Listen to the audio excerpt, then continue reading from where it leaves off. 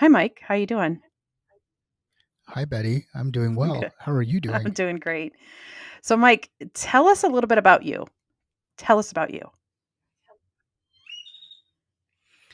I am originally from New York, went to high school in Southern California, graduated from Arizona State University after 7 years at the school. I do not have a postgraduate degree, though. It just took me that long to get out of Arizona State. Um, all fun.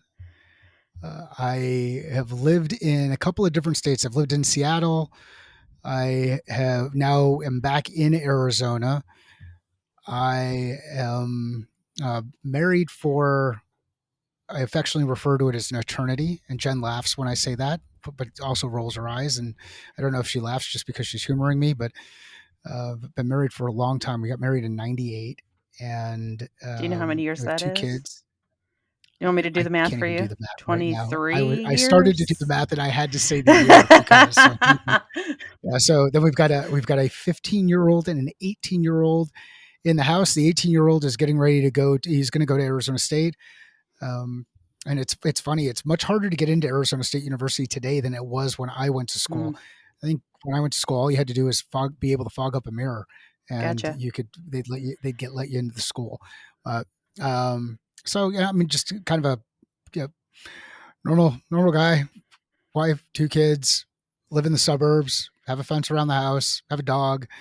I have worked in operations. I've worked in consulting, implementation, customer success type stuff, sales guy, sales leader, currently chief revenue officer at a cybersecurity company called CybSafe.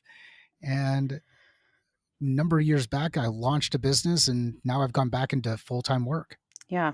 So, what would you say are some of your biggest accomplishments in life and in work? I know you've mentioned your family, you've sort of mentioned your business, but is there anything else that you would sort of throw in the pile as things that you're proud of, your big accomplishments?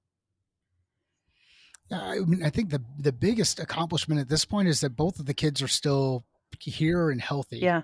Like, it's a as anybody who's ever had kids knows, there are struggles that you go through, and they start almost before the kids come, and then the struggles just get different, and then the struggles get different after that, and then they get more different, and so I think it's great to have kids who, when other parents are talking about them or my brothers and sisters are talking about them, they think that they've been raised well, and that's all Jen.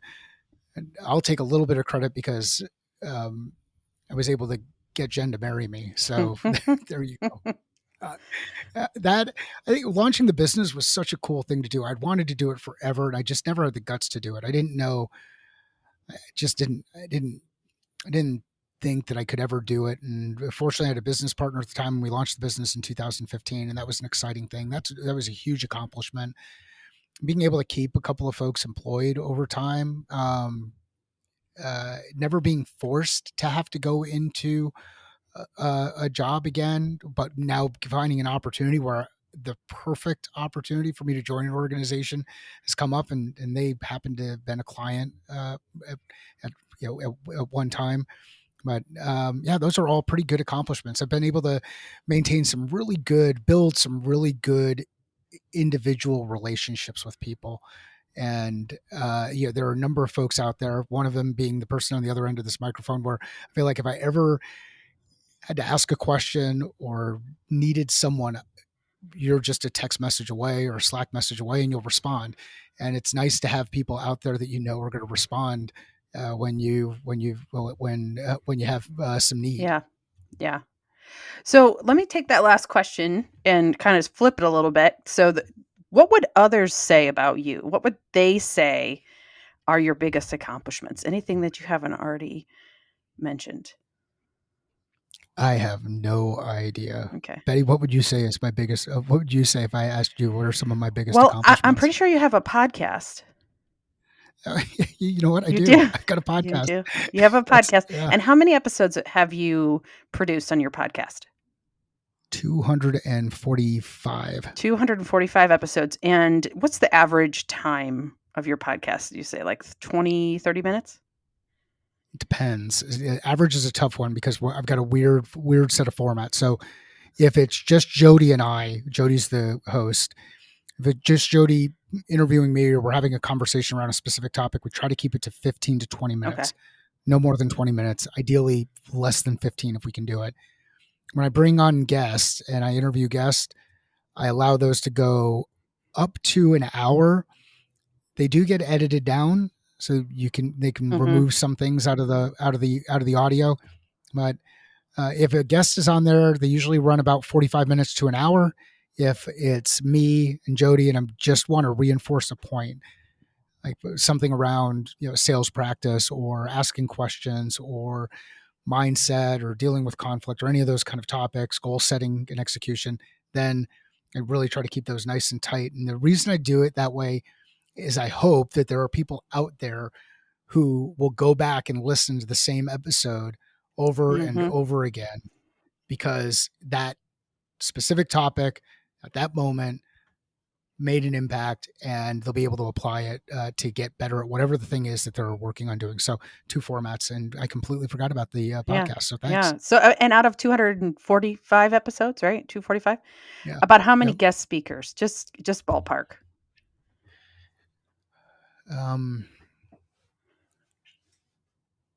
I would venture to guess 75. Okay. I would venture to guess 75, but I'm not Yeah, 100% it's okay. I certain. mean, it's a Yeah, ballpark. we're doing more guests Mm-hmm. now. So yeah, and so at the beginning there weren't really any, and then evolved the format. So right now I'd probably say plus or minus 75, and a couple of people I've had on as return Return guests. guests Yeah. as we've Yeah. gone through it. Yep. And okay, one more question about the podcast. So, who would you say was the biggest thrill for you to get to be your guest on the podcast? Biggest thrill. Like, oh my gosh, I can't believe they said yes. It's not me. I haven't been on your podcast. Just FYI. That's what I was trying to remember. No, I know. No, that's a miss. Like on my end, I should have had you on the podcast, and then I could have said, Yeah, obviously, was that would have having worked you out on, Betty. nicely. Yeah, that's fine. That would have worked out really nice. The My favorite episode that I've recorded to date, my favorite episode that I've recorded to date is the one that I did with Ray Edwards, and it was on copywriting. And I wouldn't have called it a thrill because there were some different connections and was able to get access to them, and I wouldn't have called it a thrill. Biggest thrill, biggest thrill. God, this is a tough question. I was really excited to get Brent Beshore, or not Brent Beshore, excuse me. I'll edit that. That's one person I'd like to get on. But Bo Burlingham. Bo Burlingham wrote a couple of books, really, really amazing books. One of them is Finish Big, and the Mm, other one is Small Giants. And Bo is an author. He had written a number of articles for Inc. Having Bo on as a guest was a really was just really cool, and just kind of going through his stories and how the books came together. So that's probably biggest thrill.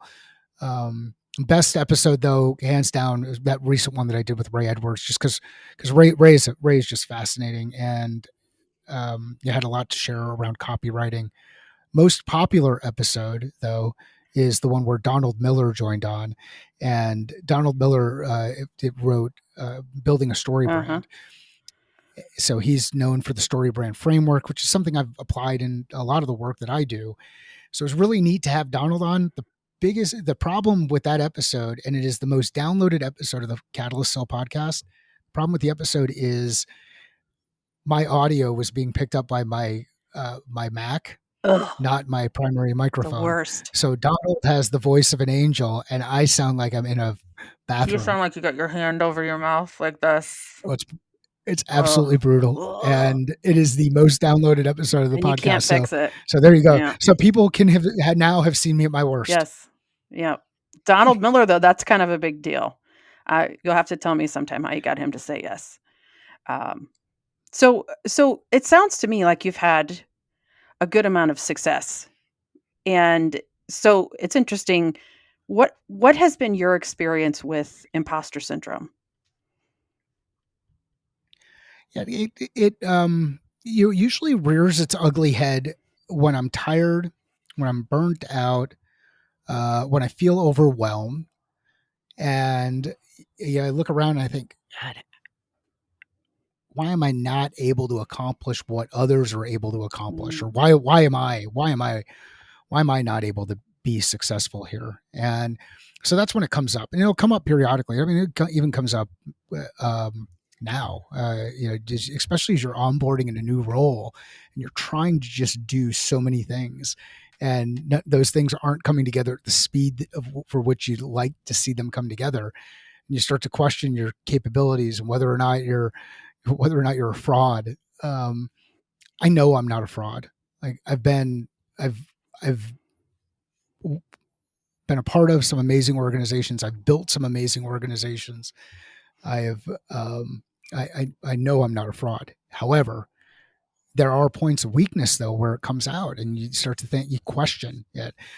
Where it hit me the first time it hit me pretty hard was when I had taken on my first really big leadership role inside an organization, and I was sitting around the table, and I saw everybody else talking and providing some input and answering questions and doing all these things. And I looked around the room and I thought, man, I have no right to be in the role that I'm in. Anybody around this room could be in this same position. Why am I doing this?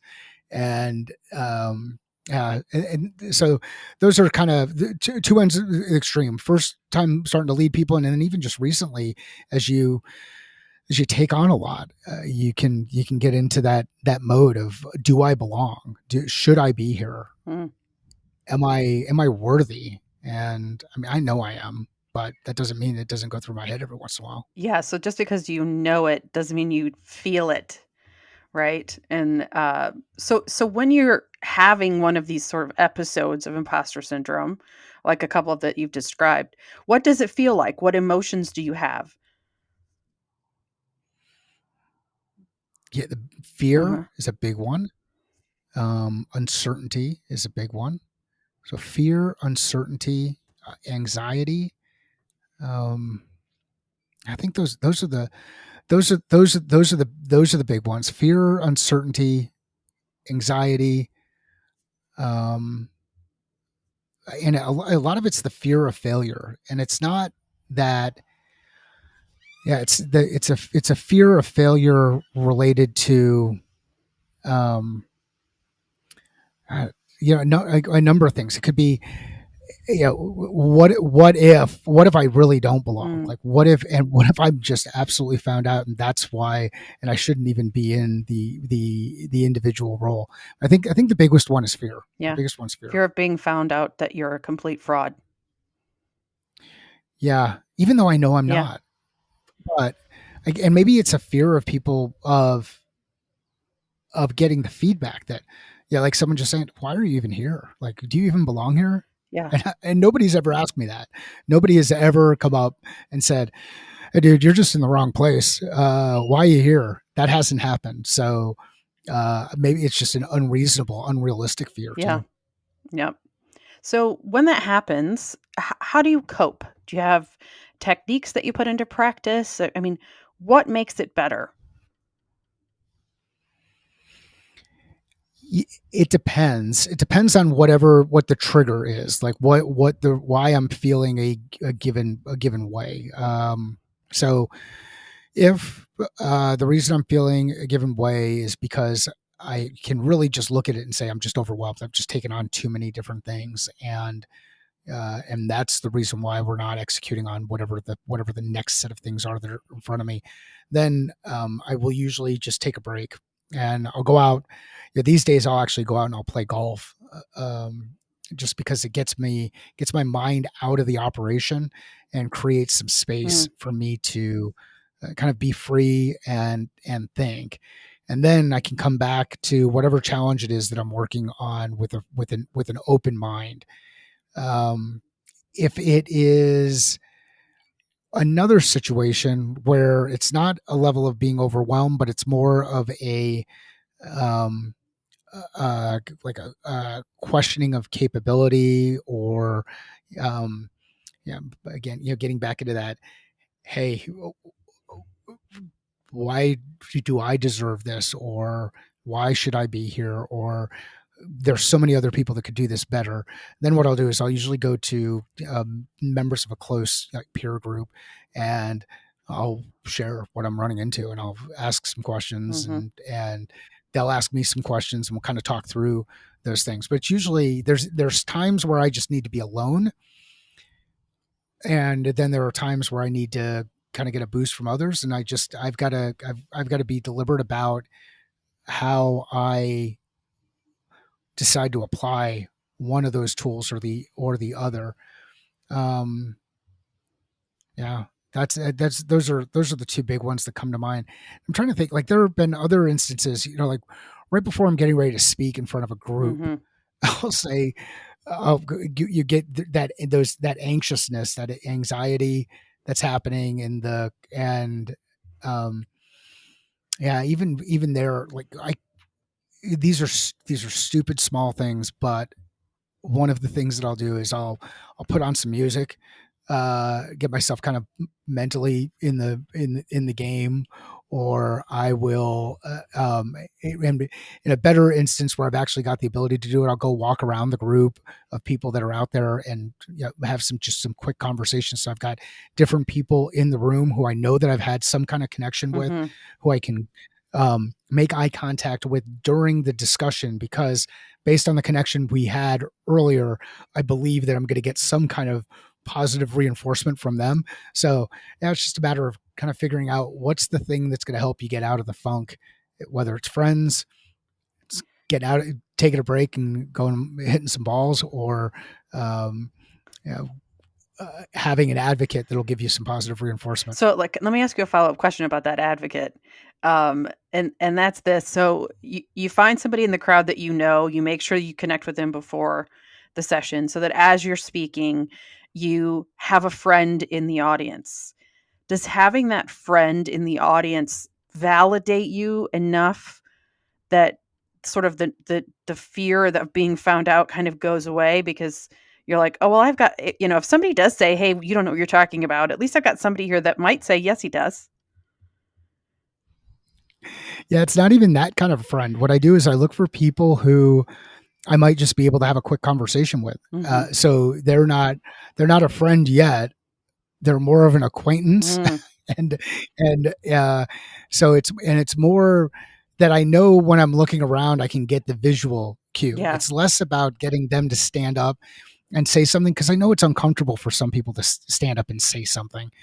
Um, some people struggle with that. I mean, I think if you're one of those people who struggles with asking questions in a group for whatever reason, realize if you have that question, there's probably, depending on the size of the group, a number of other people have the same Mhm. question. Have the confidence, stand up, ask the question. You're going to be helping people around you. Yeah, for sure. So, what would you share with someone who is experiencing imposter syndrome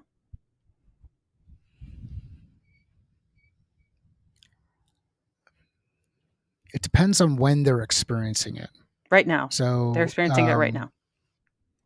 yeah, that's awesome. So, like, when in their career are they experiencing it? When in their life are they experiencing it? If they're down the road and they've been really successful, and they are still kind of struggling with it, I would almost say embrace it and realize that, hey, it's just, no, be really clear about what the triggering events are that could get you into that kind of a mode.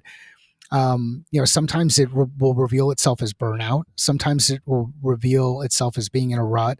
Sometimes it will reveal itself in true imposter syndrome, where you feel like a fraud, and that you don't belong, and that you shouldn't be in the same room with a group of people. But that so later on, you probably have figured out some coping mechanisms. Early on in your career, early on in your career, what I would suggest that you do is, and this is going to be super, super tough. I would suggest that you go to somebody that you trust who is either in the role that you're in.